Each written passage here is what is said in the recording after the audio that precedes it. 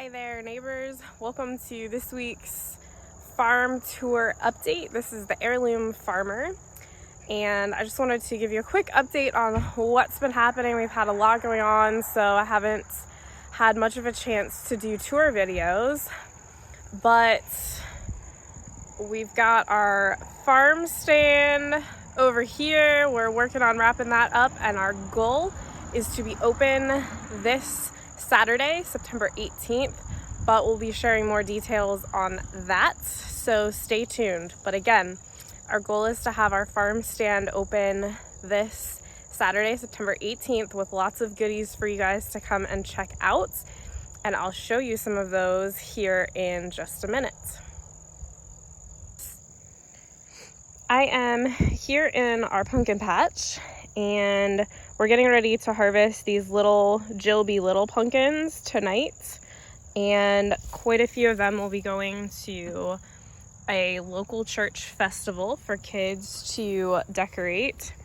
So we will be harvesting those, but I wanted to just show you some of what we're gonna be harvesting and when, because there's a lot of misconceptions about pumpkins and squash, and a lot of consumers just aren't aware of pumpkins and the pumpkin season and things like that. So a lot of times we have this idea in our head that as soon as September hits, we get that first fall weather, that pumpkins are going to automatically be ready. Pumpkin spice lattes come out a little too early, just saying.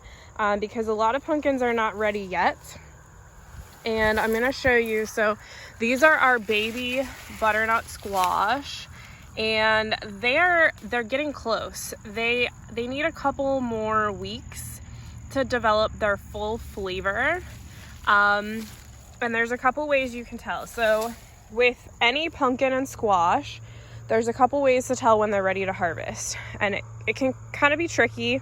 You'll see a lot of people will say to see if you can put your fingernail through the skin of the squash or pumpkin, and if you can put your fingernail through, it's not ready, and if the skin is tough and you can't, that it is ready.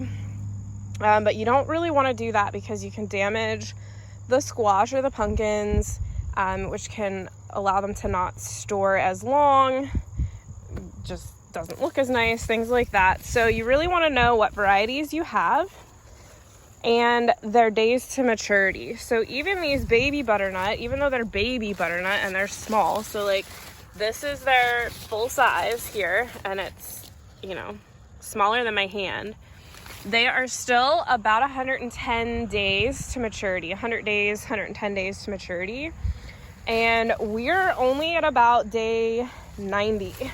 So these were planted about 90 days ago. Now what you can see is this one is very pale colored, very green, and it is not close to ripe at all. These here, you can see they have much more of a darker color, butternut color, so they're getting closer, but they're still not quite there. They need to get a little darker golden color, and you really want their stem to start browning before you harvest. Also, with a lot of edible squash, you want them to be exposed to some cool weather, even some light frosts, because that'll really help with the flavor development. There's one there that got, not sure what happened to that one. So again, knowing your variety of squash, days to maturity, and then knowing what they should look like when they're ready to harvest is important, and knowing whether they're going to be eaten or for decoration is important to know when you're harvesting as well. So if you're just using them for decoration, obviously flavor development is not as important, but these are the Providence squash. They've got a ways to go. They need to start developing their color. Here's some of our early giant jack-o'-lanterns, which we will have some early giants ready for you this weekend. Oh, look at that one. I haven't seen that one yet. That's a big guy there. So these have a ways to go. They are, I think they're 120. They're at least 110 days, if not 120 days. So they take longer to mature. Let's see what else we can find. So these early giants, they are early giants. So they're about 90, 95 days to maturity. So we're pretty much there on some of those. They're pretty close. But you can see, even though they have reached their days to maturity, you can see some of them still have to turn orange and gain some of their color yet. You can see there's a couple over there that still have quite a bit of green on. But then others are pretty well orange and mature. And so these are decorative, and we're pretty much looking at, we want them to be orange and looking good for you guys. And we also want their skin to, to be toughened up or toughening up so that they last a long time on your porch or wherever you want to put them for decoration. But listen, you guys, these pumpkins are huge. Like, you can't even tell how big they are from the videos. So I can't wait for you guys to see in person just how big these are. And we've got a lot out here. So we're going to be harvesting some of these this week to have ready for you. And then more of them will continue to mature. Like, here's one that's still totally green. But that's okay. We've got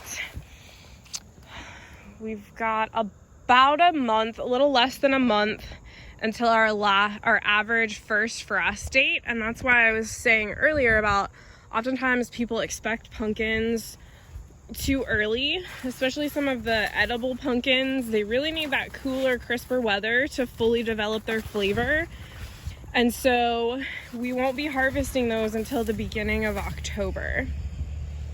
However, rest assured, we will have pumpkins for you soon. Because we know people like to decorate. We know, that everybody gets excited for pumpkins. So we will have pumpkins for you soon. But we will have pumpkins clear through into October. And then squash and edible pumpkins will have, much longer than that.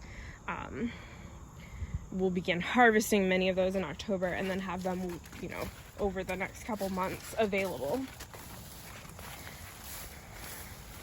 So I just wanted to show you a couple things, show you what the pumpkins are looking like, and give you an update on what to expect. There's one of the heirloom pumpkins.